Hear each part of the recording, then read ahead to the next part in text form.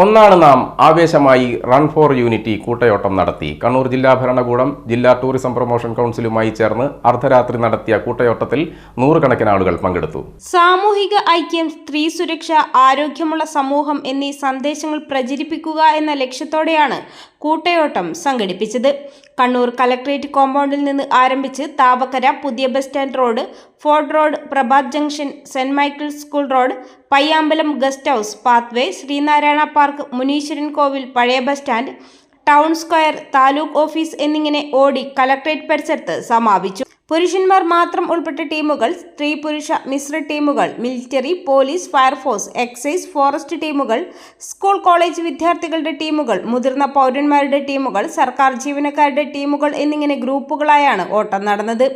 മന്ത്രി Ramachandran Kadannappally കൂട്ടയോട്ടം flag off ചെയ്തു. Collector Arun K Vijayan, chief conservator of forest Deepa, Latha P Kurup എന്നിവർ ചടങ്ങിൽ പങ്കെടുത്തു.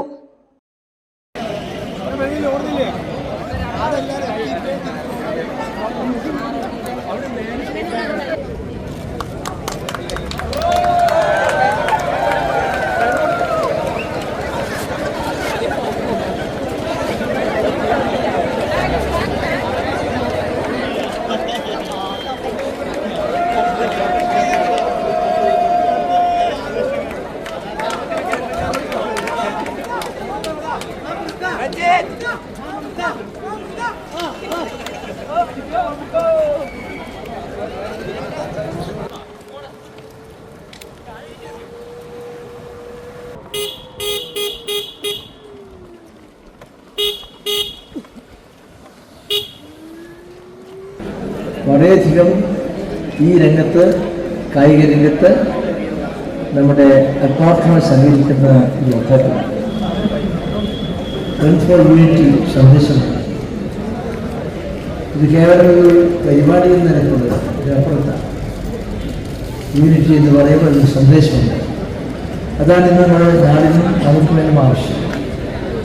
ഐക്യബോധം, ആ സഹകരണം, ആ യൂണിറ്റി തീർച്ചയായും നമ്മുടെ നാടിന് അനിവാര്യമായി കൊണ്ടിരിക്കുന്ന വർത്തമാന കാലത്ത് നമ്മുടെ ജില്ലയിലെ വിവിധ ജീവിതതലങ്ങളിൽ